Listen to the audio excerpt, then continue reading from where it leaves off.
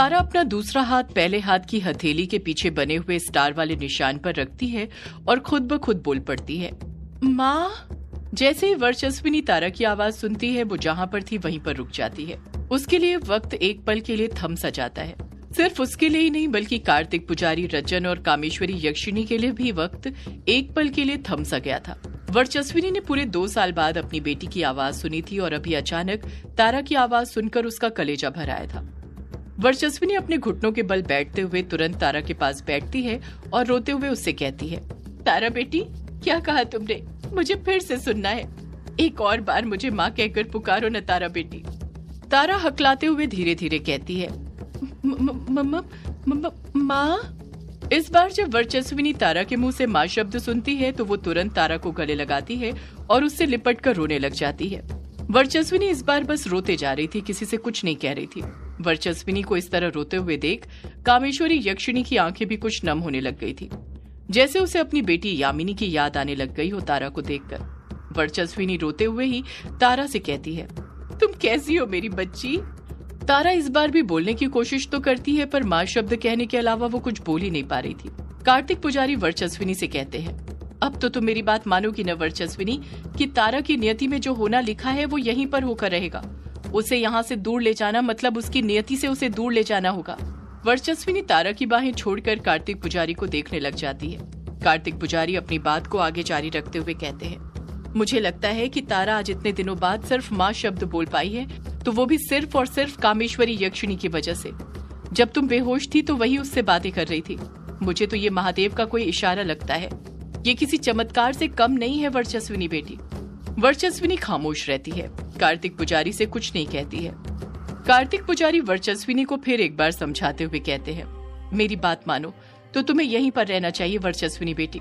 आज तारा ने सिर्फ माँ बोला है, वो दिन दूर नहीं जब वो फिर से बोलने लग जाएगी, पर ये तभी संभव हो पाएगा जब तुम तारा को लेकर यहाँ पर रहोगी। बिना कामेश्वरी के ये संभव नहीं।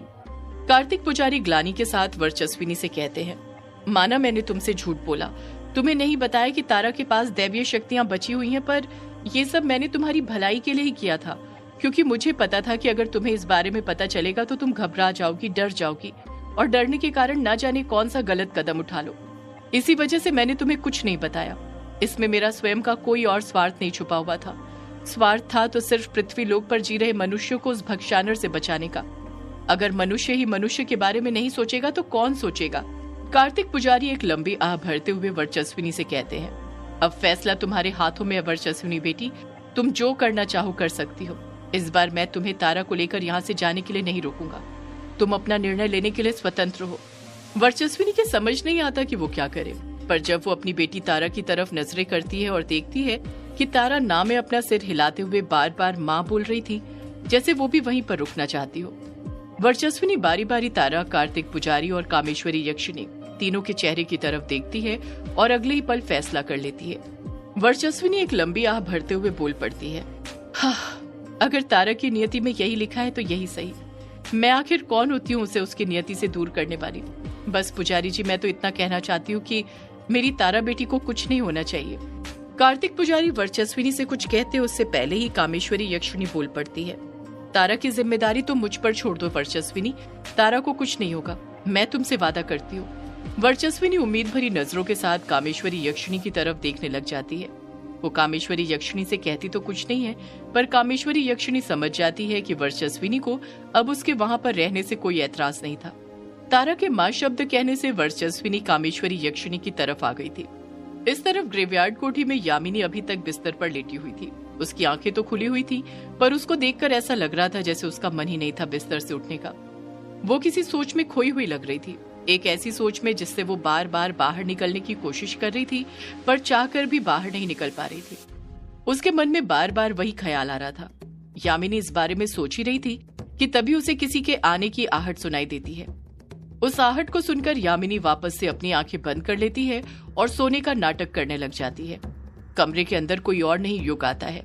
उसने अपने एक हाथ में चाय का कप पकड़कर रखा हुआ था तो दूसरे हाथ में एक कटोरी थी जिसमें भुजी हुई मछली रखी हुई थी। युग कमरे के अंदर कदम बढ़ाते हुए कहता है, क्या यामिनी, तुम आज इतनी देर तक सो रही हो? ऐसे ही सोती रही तो कुंभकर्ण को पीछे छोड़ दोगी। चलो उठो, जरा देखो दिन निकल आया है।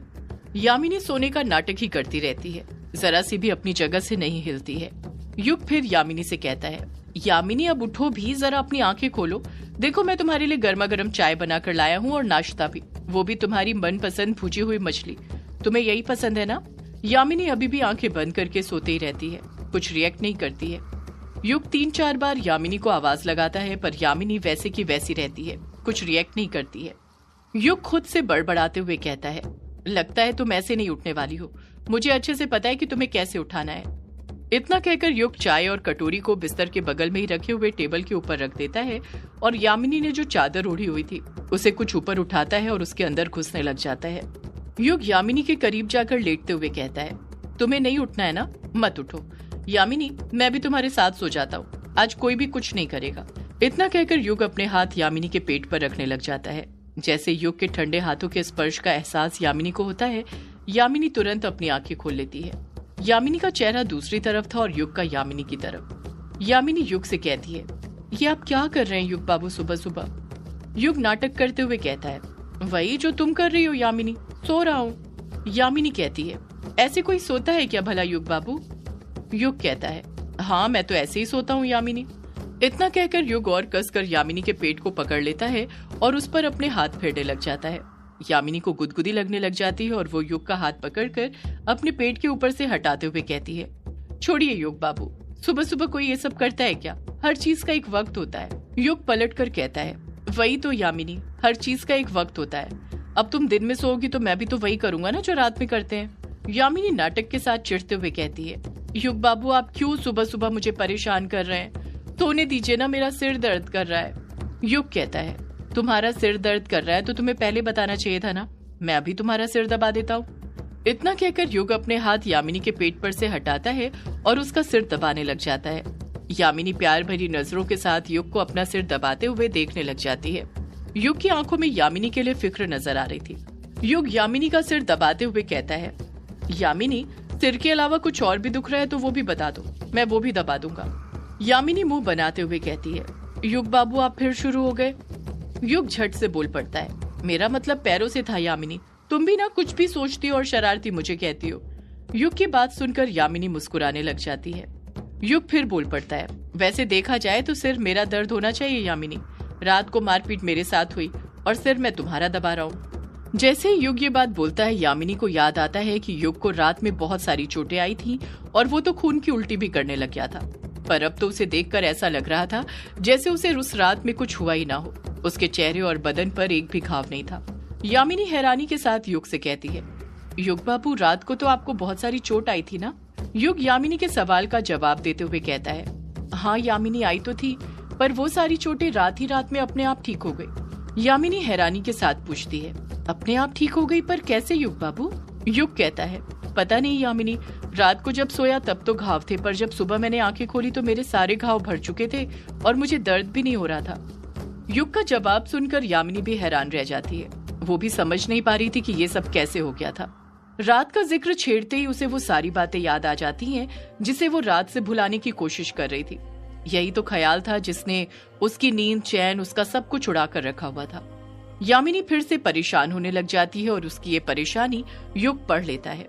युग बड़े प्यार से यामिनी से कहता है, यामिनी अब वो सब भूल भी जाओ। यामिनी कहती है, कैसे भूल जाऊं युग बाबू, आप ही बताइए। मैं कितनी बेताब थी माँ से मिलने के लिए, कितना कुछ जानना चाहती थी उनसे, पर जब माँ मिली तो मैं उनसे कुछ पूछ ही नहीं पाई। युग हिचकिचाहट के साथ कहता है, शायद अगर तुम उन्हें अपना ताज दे देती तो वो तुम्हें सब कुछ बता देती यामिनी। यामिनी गुस्से के साथ बोल पड़ती है, मैं अपनी माँ को कभी वो ताज नहीं देने वाली युग बाबू। युग कहता है, पर यामिनी देखा जाए तो वो ताज तो तुम्हारी माँ का ही है ना, और तुमने ही तो मुझसे कहा था कि जब तुम अपनी माँ से मिलोगी तो तुम उन्हें उनका ताज वापस कर दोगी। यामिनी कहती है, मैंने पहले सोचा तो यही था युग बाबू, पर अब उनसे मिलने के बाद मैंने फैसला किया है कि मैं उन्हें कभी ये ताज नहीं देने वाली। युग तुरंत पलटकर पूछता है, पर क्यों यामिनी? यामिनी युग के सवाल का कुछ जवाब नहीं देती है, खामोश रहती है। युग यामिनी पर दबाव बनाते हुए फिर उससे पूछ पड़ता है, बोलो यामिनी, तुम क्यों अपनी माँ को उनका ताज नहीं देना चाहती? मैं रात से ये सवाल तुमसे पूछना चाहता था, पर तुम्हें परेशान देखकर मेरी हिम्मत ही नहीं हुई तुमसे कुछ पूछने की। यामिनी बात को दबाने की कोशिश करते हुए कहती है, तो फिर अभी भी मत पूछिए युग बाबू, मैं अभी भी परेशान ही हूँ। युग भी बड़ी चालाकी के साथ पलट कर कहता है, तुम्हारी परेशानी को सॉल्व करने के लिए तो मैं ये पूछ रहा हूँ यामिनी, मैं तुम्हें इस तरह परेशान नहीं देख सकता हूँ। बताओ क्या कारण है जिसकी वजह से तुम अपनी माँ को उनका ताज नहीं देना चाहती। यामिनी फिर ना बताने के मन से कहती है, मैं आपको कुछ नहीं बता सकती युग बाबू, आप नहीं समझ पाओगे। युग पलट कर कहता है, ये तुम क्या बोल रही हो यामिनी, मैं नहीं समझ पाऊंगा। तुम कैसे भूल सकती हो, मैं प्यार करता हूँ तुमसे, मैं प्रेमी हूँ तुम्हारा। यामिनी कहती है, ये एक प्रेमी प्रेमिका का दर्द नहीं है युग बाबू जिसे आप समझ पाए, ये एक औरत का दर्द है जिसे सिर्फ एक औरत ही समझ सकती है। युग फिर यामिनी से कुछ कहने ही वाला था कि उससे पहले ही यामिनी खुद ही बोल पड़ती है, प्लीज युग बाबू इस बारे में कुछ मत पूछिए मुझसे, मैं पहले से ही बहुत परेशान हूँ। अब इन सवालों से आप मुझे और परेशान मत कीजिए। मैं भूलना चाहती हूँ सब कुछ भूलना चाहती हूँ। भूलना चाहती हूँ कि मैं अपनी माँ से कभी मिली भी थी, अब मैं उनसे कभी नहीं मिलना चाहती। यामिनी को देखते हुए युग मन में सोचने लग जाता है, तुम भले ही अपनी माँ को भूलना चाहती हो यामिनी, पर मैं तुम्हारी माँ को बिल्कुल भी नहीं भूलने दूंगा। जो गलती मैंने की थी वो मैं तुम्हें नहीं करने दूंगा। तुम्हें नहीं पता माँ को खोने का गम क्या होता है, पर मुझे पता है। मैं तुम्हें कभी उस गम को महसूस नहीं करने दूंगा। तुम्हारी और तुम्हारी माँ के बीच जितनी भी गलतफहमी है मैं सब खत्म कर दूंगा। तुम्हें तुम्हारी माँ से मिलवा कर रहूंगा, ये मेरा वादा है तुमसे। रात हो चुकी थी। डायना एक बड़े से पत्थर पर बैठकर आराम फरमा रही थी। वो उस पत्थर पर पालथी मारकर बैठी हुई थी।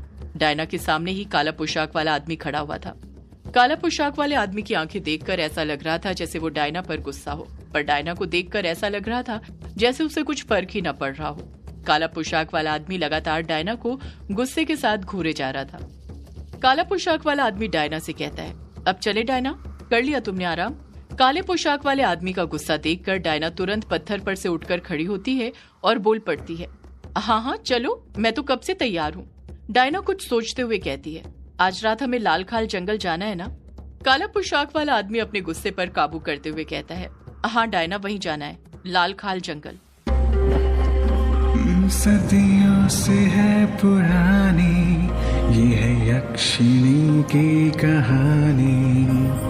यक्षिणी एक आग है, यक्षिणी तेरा ख्वाब है।